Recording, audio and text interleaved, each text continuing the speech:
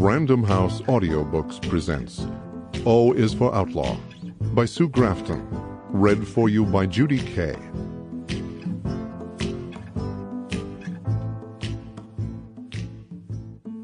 O is for Outlaw.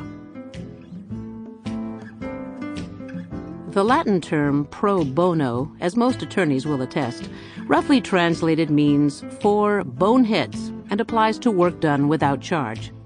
Not that I practice law, but I am usually smart enough to avoid having to donate my services. In this case, my client was in a coma, which made billing a trick. Of course, you might look at the situation from another point of view. Once in a while, a piece of old business surfaces, some item on life's agenda you thought you'd dealt with years ago. Suddenly, it's there again at the top of the page, competing for your attention despite the fact that you're completely unprepared for it. First there was a phone call from a stranger, then a letter showed up 14 years after it was sent. That's how I learned I'd made a serious error in judgment and ended up risking my life in my attempt to correct for it. The call came at 8 a.m. Monday, May 19th, while I was off at the gym. I'd started lifting weights again Monday, Wednesday, and Friday mornings after my 6 a.m. run. I'm not sure where the motivation came from after a 2-year layoff, but it was probably related to thoughts of mortality, primarily my own. In the spring, I'd sustained damage to my right hand when a fellow dislocated 2 fingers trying to persuade me to his point of view.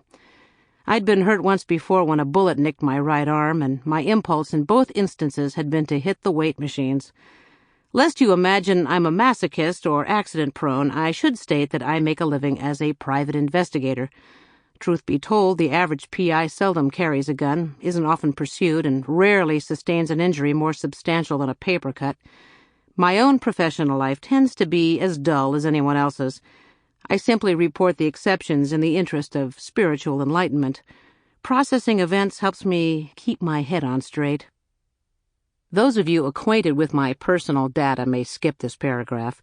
For the uninitiated, I'm female, 36 years old, twice divorced, and living in Santa Teresa, California, which is 95 miles north of Los Angeles. Currently, I occupy one small office in the larger suite of offices of Kingman and Ives, attorneys at law. Lonnie Kingman is my attorney when the occasion arises, and my association with his firm seemed to make sense when I was looking for space. I'd been rendered a migrant after I was unceremoniously shit-canned from the last job I had, investigating arson and wrongful death claims for California Fidelity Insurance. I've been with Lonnie for over 2 years, but I'm not above harboring a petty desire for revenge on CFI. During the months I'd been lifting weights, my muscle tone had improved and my strength had increased. That particular morning, I'd worked my way through the customary body parts. Pumped up and euphoric, I let myself into my apartment with the usual glance at my answering machine. The message light was blinking. I dropped my gym bag on the floor, tossed my keys on the desk, and pressed the play button, reaching for a pen and a pad of paper in case I needed to take notes. Before I leave the office each day, I have Lonnie's service shunt calls over to my apartment. That way, in a pinch, I can lie abed all day dealing with the public without putting on my clothes. The voice was male, somewhat gravelly, and the message sounded like this. "Ms. Millhone, this is Teddy Rich. I'm calling from Olvidado about something might interest you. This is 8 a.m. Monday. Hope it's not too early. Give me a call when you can. Thanks." He recited a telephone number in the 805 area code, and I dutifully jotted it down. It was only 8:23, so I hadn't missed him by much. Olvidado is a town of 157,000, 30 miles south of Santa Teresa on Highway 101. Always one to be interested in something that might interest me, I dialed the number he'd left. The ringing went on so long I thought his machine would kick in, but the line was finally picked up by Mr. Rich, whose distinctive voice I recognized. "Hi, Mr. Rich, this is Kinsey Millhone up in Santa Teresa. I'm returning your call." "Hey, Miss Millhone. Nice to hear from you. How are you today?"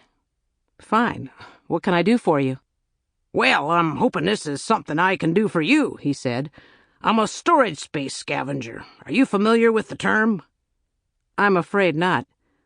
I pulled the chair out and sat down, realizing Ted Rich was going to take his sweet time about this. I had already pegged him as a salesman or a huckster. He said, I won't bore you with the details, but basically I bid on the contents of self-storage lockers when the monthly payment's in arrears. I didn't know they did that on delinquent accounts. Sounds reasonable, I suppose. Oh, sure. Storage unit's been abandoned by its owner for more than 60 days. The contents go up for auction. How else can a company recoup its losses? Guys like me show up and blind bid on the contents, paying anywhere from $200 to $1,500, hoping for a hit. As in what? I reached down and untied my Sauconys and slipped them off my feet. Well, most times you get junk, but once in a while you get lucky and come across something good.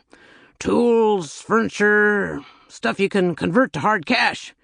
I'm sure you're probably curious about what this has to do with you. It crossed my mind, I said mildly, anticipating his pitch. Yeah, right. Anyways, this past Saturday, I bid on a couple storage bins. Neither of them netted much, but in the process, I picked up a bunch of cardboard boxes. I was sorting through the contents, and I came across your name on some personal documents. I'm wondering what it's worth to you to get 'em back. What kind of documents? Let me see here. We got a diploma from Santa Teresa Junior High, and there's quite a collection of school-type memorabilia. Drawings, class pictures, report cards from Woodrow Wilson Elementary. This ringing any bells with you? My name's on these papers? Kinsey Millhone, right? Millhone with 2 L's? Here's a history report entitled San Juan Capistrano Mission with a model of the mission made of egg cartons. Mrs. Rosen's class, 4th grade. She gave you a D+. Oh, and here's something else. Diploma says you graduated Santa Teresa High School June 10, 1967. How am I doing so far? Not bad. Well, there you go, he said. I don't understand how the stuff ended up in Olvidado. I've never rented storage space down there. I could hear him begin to hedge. I never said Olvidado. I go to these auctions all over the state. Look, I don't mean to sound crass, but if you're willing to pony up a few bucks, we can maybe make arrangements for you to get this box back. I said, the papers can't be worth much since I wasn't aware they were missing. Already I didn't like him and I hadn't even met him yet. Hey, I'm not here to argue. I don't intend to hose you or nothing like that. You want to talk value, we talk value. Up to you, he said. Why don't I think about it and call you back? Well, that's just it. If we could find time to get together, you could take a look at these items and then come to a decision. How else are you going to know if it's worth anything to you, huh? It'd mean a drive down here, but I'm assuming you got wheels. I could do that, I suppose. Excellent, he said. So what's your schedule like today? Today? What's the big hurry? No hurry in particular, except I got appointments set up for the rest of the week. I make money turning stuff over, and my garage is already packed. You have time today or not? I could probably manage it. Good. Then let's meet as soon as possible and see if we can work something out. There's a coffee shop down the street from me. I'm on my way over now, and I'll be there about an hour. Let's say 9:30, 9:45. You don't show. I gotta make a run to the dump anyway, so it's no skin off my nose. What'd you have in mind? Money-wise? Oh, let's say $30. How's that sound? Exorbitant, I said. I asked him for directions. What a hairball. I showered and flung on the usual blue jeans and T-shirt, then gassed up my VW and headed south on 101. The drive to Olvidado took 25 minutes. Following Ted Rich's instructions, I took the Olvidado Avenue exit and turned right at the bottom of the off-ramp. The business establishment seemed to be equally divided among fast food joints, liquor stores, and instant copy shops that offered passport photos. The coffee shop he'd specified appeared to be the only mom-and-pop operation in the area.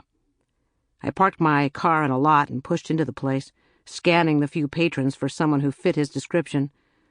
He'd indicated he was 6'2" and movie star handsome, but then he'd snorted with laughter, which led me to believe otherwise.